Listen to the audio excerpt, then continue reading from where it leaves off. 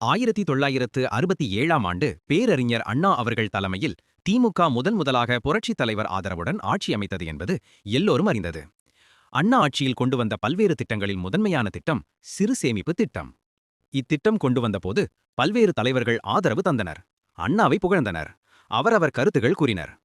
அச்சமயம் புரட்சித் தலைவர் எம்ஜிஆர் வெளிப்புற படப்பிடிப்பில் இருந்ததால் அவர் கருத்தை அறிய பத்திரிகையாளர்கள் காத்திருந்தனர். படப்பிடிப்பு முடிந்து விமான நிலையம் வந்த புரட்சித் தலைவரை பத்திரிகையாளர்கள் சூழ்ந்து கொண்டு சிறு சேமிப்பு திட்டம் பற்றி உங்கள் கருத்து என்ன, அதன் விளக்கம் என்ன என்று கேட்டனர். கேள்வி கேட்ட பத்திரிகையாளர்களை பார்த்து புரட்சித் தலைவர் கேட்டார், உங்களில் யாருக்காவது ஏதாவது தீய பழக்கம் உண்டா என்று கேட்டார். ஒரு பத்திரிகையாளர், எனக்கு புகைப்பிடிக்கும் பழக்கம் உண்டு என்றார். உடனே புரட்சித் தலைவர், ஒரு நாளைக்கு எத்தனை சிகரெட் புகைப்பீர்கள் என்றார். பத்திரிகையாளர், ஒரு பாக்கெட் அல்லது 12 சிகரெட் என்றார். அதற்கு புரட்சித் தலைவர் கூறினார், அதிலே பாதி பாக்கெட் பயன்படுத்துங்கள், மீதி பாதி பாக்கெட் சிகரெட் பணத்தை சிறு சேமிப்பில் சேர்த்து வையுங்கள். இதனால் உங்களுக்கு 2 வகையில் நன்மை. ஒன்று, சிகரெட் பழக்கம் குறையும், சேமிப்பு சேரும்.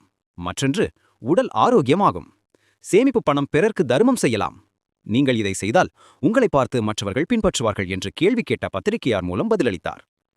இதை கேட்டவுடன் சுற்றியிருந்த பத்திரிகையாளர்கள் அனைவரும் கைத்தட்டினர். இதைவிட சிறு சேமிப்புக்கு தெளிவாக விளக்கம் சொல்ல முடியாது என்று கூறி பாராட்டினர்.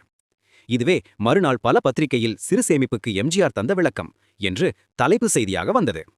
சட்டசபையில் இதே விளக்கத்தை அண்ணா கூறி புரட்சித் தலைவரை பாராட்டினார். எல்லோரும் என்னை புகழ்ந்தார்கள், சிறு சேமிப்பு திட்டத்தை வரவேற்றார்கள். தவிர யாரும் அதற்கு தெளிவாக விளக்கம் கூறவில்லை. ஆனால் நேற்று எம்ஜிஆர் அவர்கள் தந்த விளக்கம் பத்திரிகையாளர்களையே மெய் சிலிக்க வைத்தது.